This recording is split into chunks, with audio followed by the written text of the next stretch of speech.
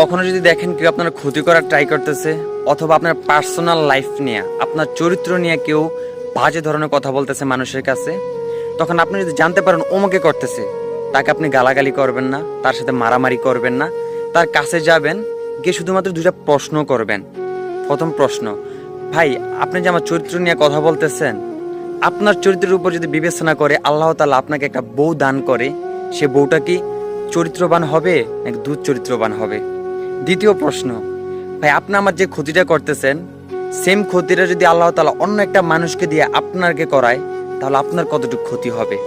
এই দুইটা প্রশ্ন শুধু তাকে বলেন, দেখবেন তার অন্তরের মধ্যে একটা সিগন্যাল বেজে উঠবে। সে শুধু আপনার ক্ষতি না, তার যদি বড় ধরনের কোনো শত্রুও থাকে, তাদের ক্ষতিও নেক্সট টাইম করার ট্রাই করবে না সে, এবং মানুষের চরিত্র নিয়ে কথা বলবে না, মানুষের ক্ষতি করবে না। একটা কথা মনে রাখতে হবে, সবাইকে কিন্তু আপনি গালাগালি করে কিছু করতে পারবেন না, মারামারি করে কিছু করতে পারবেন না। কারণ অনেককে আপনি যদি গালাগালি করেন, এটা তারা গায়ে লাগাবে না। কিছু কিছু মানুষকে আপনি হাতে মারবেন না, তাদেরকে মারতে হবে ভাতে, অর্থাৎ কথার আঘাতে। আপনি ওই দুইটা প্রশ্ন করলে তার ভিতরে কলিজাটা ছাড়খাড় হয়ে যাবে, কারণ সে জানে সে কেমন চরিত্রবান।